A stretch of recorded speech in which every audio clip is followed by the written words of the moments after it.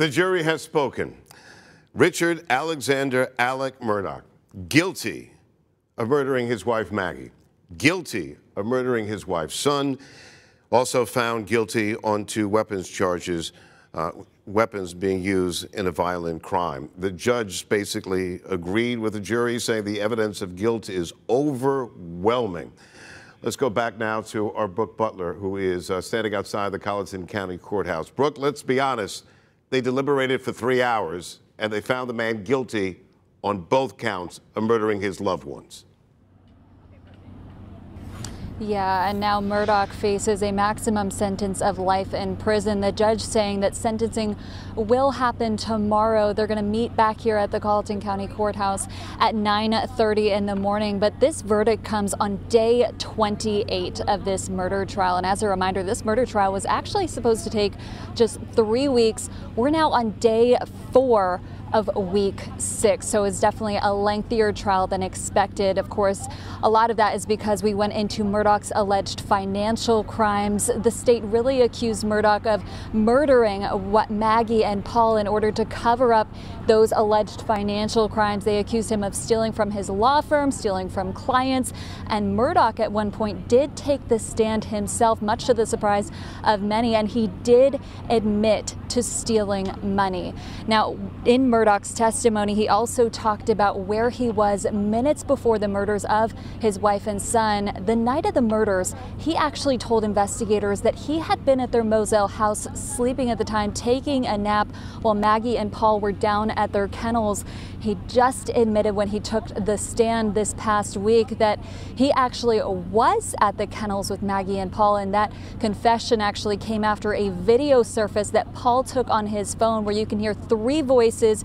Several people testified. You could hear Maggie, Paul, and Alec did confirm it was his voice in that video. I think that was probably one of the biggest moments in this murder trial. The state kept using that to prove that Murdaugh is willing to lie to protect himself, but Murdaugh had said that he only lied because he was paranoid from his drug use. He actually did go into his drug use at one point, described being addicted to opioids for years, described how Maggie and Paul actually had confronted him about his opioid usage for years. That Greg, there were several big moments in this trial. Of course, one of them was only halfway through this trial. There was actually a bomb scare. We all got evacuated out of this courthouse, you'll remember. But it turned out that that bomb scare actually had nothing to do with the Murdaugh trial. We later discovered it was an inmate at a nearby prison. But I will say, during this entire trial, Judge Clifton Newman really had a very graceful attitude. He was very calm, his demeanor. He always had control over the courtroom. But again, the biggest moment, I would say, Greg, in this trial was that kennel video.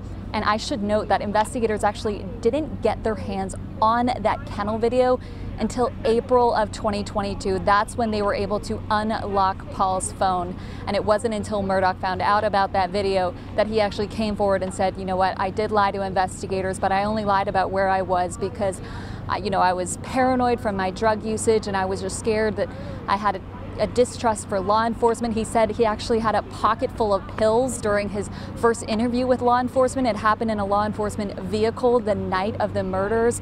But again, we heard from a lot of friends, family members, even Murdaugh's surviving son, Buster, took the stand at one point during this trial. He testified for several hours, but remained pretty emotionless during that testimony. We also heard from John Marvin Murdaugh. He discussed cleaning up the murder scene, how he had to clean up the scene after Paul and Maggie were brutally shot. Again, Greg, you had mentioned earlier, it was a very gruesome scene, and just a warning for anyone watching at home. They described Paul's brain being blown out. Maggie had been shot several times. 2 of those shots were actually fatal. They said the first one actually came through from behind, and then they said the shooter actually came through the front and shot her through the head. So definitely some gruesome details in the courtroom. The jury having to hear all of this. We as the media actually didn't see the images of Paul and Maggie's bodies, but I did see the jurors' reactions as they were shown videos, photos, and they looked very disturbed. Now, Again, this was a very lengthy trial. I think a lot of people weren't expecting the financial testimony to go on for quite as long as it did, but the jury, they paid attention for all of it. They came here every day at 9:30. We did lose a couple of jurors along the way. Even this morning, the judge actually excused a juror because he said he found out she had actually been discussing this trial with others who were not involved whatsoever. She had been giving her opinion to those people about the evidence presented in this case, which, by the way, hundreds of pieces of evidence were submitted, and we heard from over 70 witnesses. So the fact that we got guilty verdict on all 4 charges, Greg, it's almost unbelievable. I think a lot of people didn't really know what to expect with the verdict. Brooke, just to interrupt for a moment. Here's a question. How many people will start debating whether or not it was wise for Alec Murdaugh to take the stand that day, and you were in the courtroom, where he basically said, look, I'm a liar. I'm a liar, but I'm not a killer. And apparently that didn't seem to, wasn't believed by the jury when he said, I'm a liar, but I'm not a killer.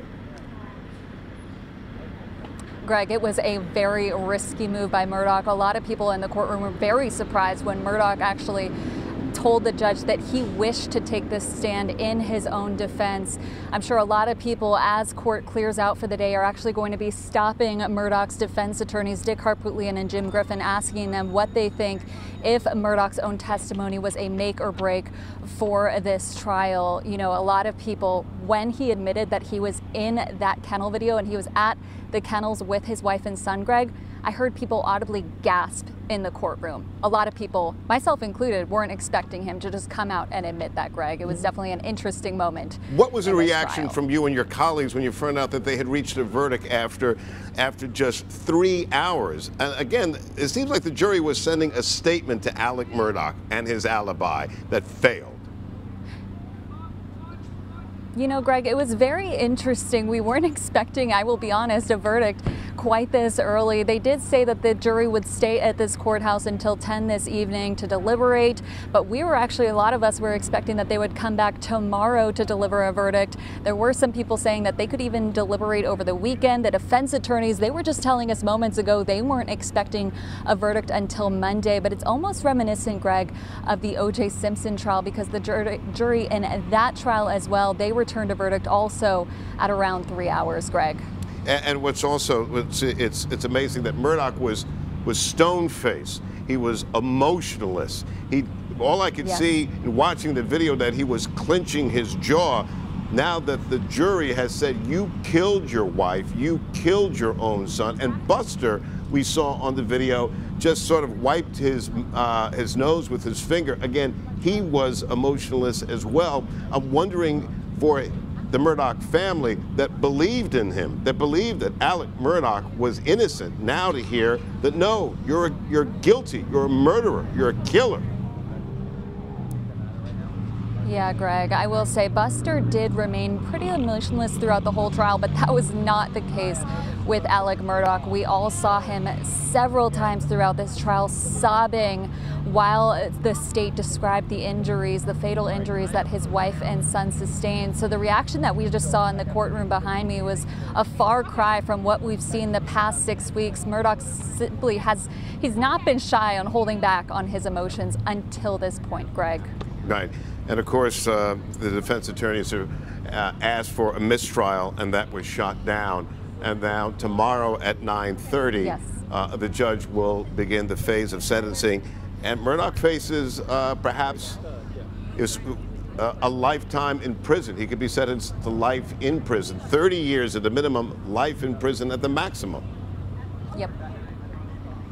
Yeah, Greg, and you know, he got found guilty on all 4 charges, 2 charges of murder and also 2 charges of possession of a weapon during the commission of a crime, excuse me. But that reminds me, Greg, the state actually argued that the weapons used to kill Maggie and Paul were Murdaugh family weapons, specifically this .300 blackout rifle that was used to kill Maggie. Greg, the state argued that they actually found shell casings on the Murdaugh's property that matched the shell casings that surrounded Maggie's body. They also had lots of shotguns. You know, this was a hunting property, Greg, that they were murdered on. So that was a big moment again in this trial. And a big moment we just saw bringing it to you folks live that the verdict from the jury came back. Alec Murdaugh found guilty on 2 counts for the murder of his wife and his son.